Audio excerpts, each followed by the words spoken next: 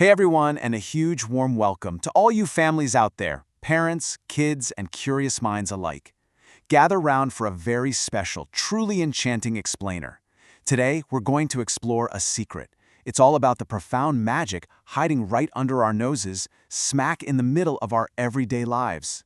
Let me start by asking you a question, especially the younger folks watching. Do you actually have to be a superhero to experience a miracle? We hear all the time that miracles are reserved for legendary heroes, right? You know, the chosen ones with capes or people whose names are carved in stone. We're taught you've got to be extraordinary to experience something extraordinary. But today, we're going to completely flip that idea on its head. To guide us on this little adventure, we're using an absolutely magical guidebook. The source material for today's explainer is a beautiful book called Once Upon a Time, When the Marvelous Encounters Ordinary People. The author, HADJ-LARBI, actually published this treasure on Amazon under the pen name John Algiers for the English edition. And hey, if you read French, he published the French edition under the name Jean d'Algiers, titled Contes extraordinaires des gens ordinaires. It's just this incredible collection of real witness reports about everyday people, and I highly, highly recommend you check it out. Okay, let's dive into this. Picture a cozy fireside setting in a village just like this one, tucked away among ancient mountains. This is exactly where our four tales begin. And listen, these aren't stories about magicians casting spells. They're about people living completely normal lives, lives full of tradition, respect, and youth. The unbelievable truth we're uncovering today is that the marvelous isn't some super rare exception. The marvelous is literally just the everyday pretending to be ordinary. Part 1. The Jug That Multiplied. The Boundless Nature of Generosity. Our first tale kicks off with a widow and her very watchful 12-year-old daughter. They're making this long, exhausting night journey across the mountains to visit family after the birth of a new baby. The mother, who has definitely seen her fair share of hardships, is carrying an incredibly precious gift, a dried gourd jug filled right to the absolute brim with fresh buttermilk for her sister. As they're trekking through the pitch-black mountain night, they stumble onto a plateau just as dawn is breaking. And right there, they run into a group of young, barefoot shepherd children who've been working since before the sun even came up. These kids are so thirsty, and one of them points right at the jug. Without even a second thought, the mother opens it up and lets the thirsty children drink, one by one. Now, what's really interesting about this is the massive contrast between the mother and the daughter. The daughter, she is absolutely furious. She's the self-appointed keeper of their meager resources, and her first instinct is to count every single drop out of pure fear. She knows they have basically nothing. But the mother operates on pure trust. She firmly believes that a child asking for water at dawn has a fundamental right to drink, and you just don't refuse life when life asks for help. So she gives freely, literally watching the jug empty down to a quarter. But wait for it. When they finally reach their family's house and pop the top off that jug, it is completely impossibly full. Seriously, no way, right? Not just full, but topped with this thick, rich, golden cream. The real miracle is what the mother whispers to her daughter later that night under the stars. She tells her, when the hand opens, it does not empty from above. It fills from below, in ways the eyes cannot follow. How beautiful is that? It's this profound lesson about the ancient, invisible laws of giving.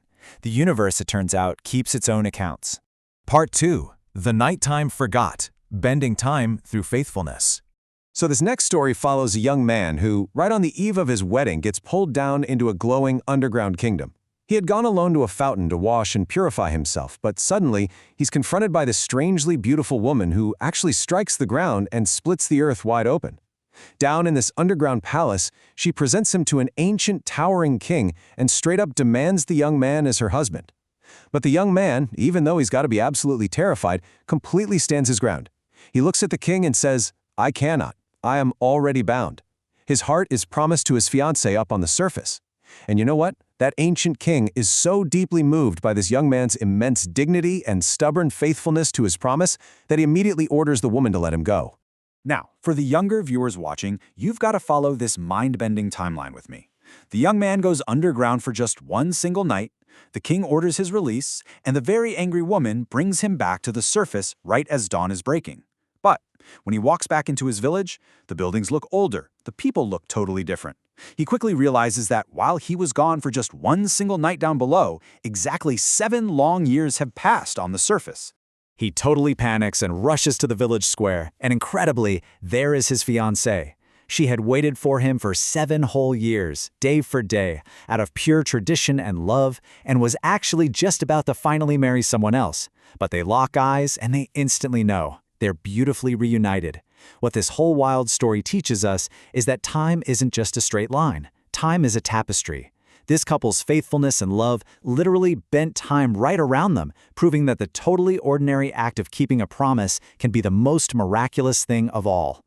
Let's take a quick, cozy pause right here to just reflect on these first 2 incredible stories. Aren't they absolutely fascinating?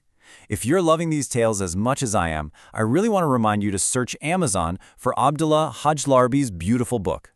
Just a quick reminder, you can find the English version under the pen name John Algerzer, titled Once Upon a Time.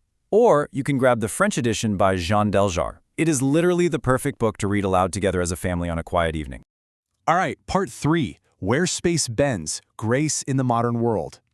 And this next tale brilliantly illustrates something incredible, bringing us way out of those ancient mountains and dropping us right into a thrilling modern setting. 3 young university graduates are driving a brand new car, going way too fast on a newly constructed, super narrow highway that's tightly boxed in by these heavy red and white barricades. Out of nowhere, the driver accelerates through the narrowest part, only to see another car flying straight at them from the exact opposite direction. There is absolutely zero room. A head-on collision is physically inevitable. The driver basically accepts he has seconds left to live. But then, this strange, heavy calm takes over. The space between the solid concrete barricades miraculously widens just enough. The 2 cars pass safely side by side on a road built for only 1 car. And the crazy part? Immediately after, the road snaps right back to its impossible narrowness. They all survive without a single scratch. But what's really fascinating here is how the 3 young men in the car interpret this miracle totally differently. The driver, he felt the universe was just briefly merciful, waking up some unknown force. The second guy, who grew up without a father, firmly believed God intervened so they wouldn't orphan their own parents. And the third man, he believed he was spared simply because his fiancée wasn't meant to lose in that day. Listen, they didn't understand the physics of bending space, but they all experienced this simple, profound, unearned grace. Sometimes, we're just held by something so much larger than ourselves. Moving on to part 4, The 10th and the Blessing, The Weight of Promises. Our final tale is all about a wealthy, highly skeptical miller. Now, by ancient tradition, his village always set aside 1/10 of their produce for a sacred brotherhood. And to be clear, it wasn't a tax, it was a sacred covenant. But as this guy grew richer and richer, he arrogantly decided to just break the covenant. Let's break down the immediate consequences of his arrogance here, especially for the kids watching. Because when you break an ancient rule, the universe absolutely answers. First, he mockingly refuses the covenant. Second, within just 3 days, his massive mill machinery instantly corrodes from the inside out. I mean, it looked like it aged decades in a matter of hours. Third, he stubbornly spends an absolute fortune buying brand new, top-of-the-line machines. And finally, within a week, those shiny new machines inexplicably rust and rot away all over again. His entire livelihood is completely destroyed, all because he forgot one simple rule. We don't own the earth, we're just stewards of it. So the crucial point is how he actually fixes this massive mistake. He loses everything and finally realizes that these ancient laws are very real. He goes straight to the village elders and begs to pay what he owes. But here's the catch. It's not about the money anymore. It requires a powerful, deeply humbling public ceremony of return. He literally has to get on his knees in front of the whole village to ask for pardon. And the beautiful part? The entire village comes together, bringing their own offerings to help repair what he broke. They feast, they sing ancient songs, and they bless his house. By dawn, the covenant is fully restored. And you guessed it, his next set of machines works absolutely perfectly. Synthesizing these 4 incredible tales, we are left with this beautifully profound quote: "The marvelous is the everyday pretending to be ordinary." I really want to remind parents and kids alike that these are not just made-up fairy tales. They are actual witness reports from totally ordinary lives. A generous mother, an incredibly faithful young man, 3 lucky graduates, a humbled miller. They all remind us that the world is far stranger and honestly far kinder than we tend to think.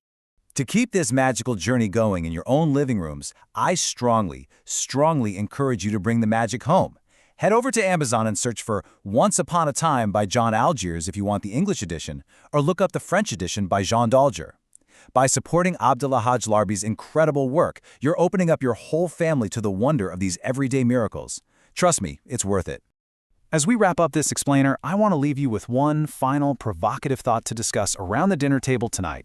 Take a look around your home, your neighborhood, your daily routine. Where will you find the marvelous hiding in your ordinary life today? Keep those eyes wide open and never forget that magic is literally all around us. Thank you so much for joining me on this incredible journey, and hey, keep seeking the wonderful in the everyday.